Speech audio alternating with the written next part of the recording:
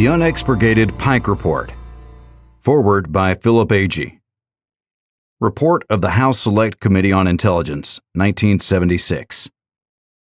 Preface. In early March of 1991, at about the time that the Kurds were being massacred in northern Iraq after the Gulf War, I saw my first copy of the Pike Commission report. A number of people were talking about a symposium on free speech issues. Paul Muth, a Champaign-Urbana activist and host of a talk show on a local public radio station, WEFT, had obtained a copy of the report and was reading aloud about the massacre of the Kurds which had taken place in the 70s, an obviously timely bit of history. He seemed especially to relish repeating the quote attributed to Henry Kissinger that, quote, "Covert aid is not to be confused with missionary work," end quote. See page 138 of this document. By coincidence, a few weeks later, Daniel Schorr, the reporter who had leaked the Pike report to the Village Voice, refused to reveal the source of the leak to Congress at the risk of a contempt citation and lost his job at CBS, came to speak at the University of Illinois as part of another symposium on the behavior of the press during the Gulf War. Muth and several friends were distributing flyers noting Schorr's role in the release of the Pike report and the report's relevance to the just then completed rout of the Kurds. In the Q&A session, I asked Schorr to comment on the Pike report, which I noted had never been published in its entirety in the U.S. Various abridged volumes, printed by foreign publishers, were scattered in academic libraries. Schorr noted that it had virtually all been published in The Voice, though he agreed that this did not leave it readily available to the public. He then said that, it being 15 years after the leak, he would no longer object to making available his own unabridged version of the report to anyone who wanted it. By yet another coincidence, I had just agreed to teach what is sometimes called the Monster section of Political Science 150, Introduction to American Government, 1 year hence. 1,200 students per semester sign up for this course. The publisher who produced the textbook I favored was willing to publish additional material to accompany the textbook at a nominal fee as an inducement for me to adopt their text.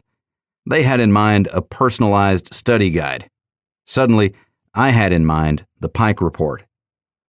With the help of Schorr's assistant at National Public Radio, Amy Holman, I obtained a photocopy of the report. Over the summer of '91, I retyped it. My poor progress by October of '91 meant I had to seek typing help from Sheila Kowalczyk, Sandy Quillman, Barbara Kaiswetter, Octavia Florence, and Beth Riefsteck, which I gratefully acknowledge. A colleague of mine, Dr. Joseph Miller, happened to own one of the foreign copies of the Pike report, published by the Bertrand Russell Peace Foundation of London. In addition to most of the Pike report, that edition contained a lucid introduction to the report by former CIA agent and thenceforth CIA critic Philip Agee. Agee sets the scene which leads to the production of the report, summarizes its findings, and, most importantly, details the aftermath, the suppression of the report, its suppression, Schorr's firing, and the destruction of Otis Pike's political career. John Earl of McGraw-Hill was kind enough to obtain permission from the foundation, after convincing them that they had in fact published such a book so many years before, for Agee's introduction to be reproduced here. I thank them for that, and for their initial publication of the report.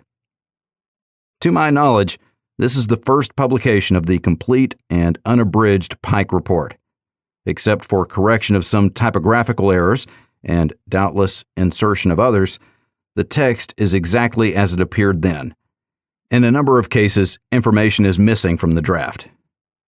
The Pike report touches on most of the themes I cover in my course introducing students to American government: separation of powers, civil liberties, the roles of the media, parties and interest groups, the operation of Congress and the presidency, the conduct of foreign and domestic policy, the role of information in government, and most importantly, the function of unelected intelligence agencies in shaping events at home and across the world. I could assign any number of books on such topics, Philip Agee's works prime among them, and they would all suffer from the same problem of credibility. My students don't know Agee, nor do I, and our choice whether or not to believe his reporting is largely a matter of taste and faith. Here, by contrast, we have a government document, the fruit of a congressional investigation, which was ultimately suppressed by the House of Representatives not because it was false, but because it was true. It gave away state secrets, information about the operation of government that students beginning the study of government need to know. And being in the public domain, the price is right.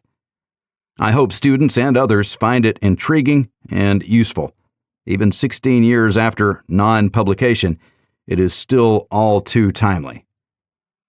Gregory Andrade Diamond, Urbana, Illinois, October 1991. This is Our Hidden History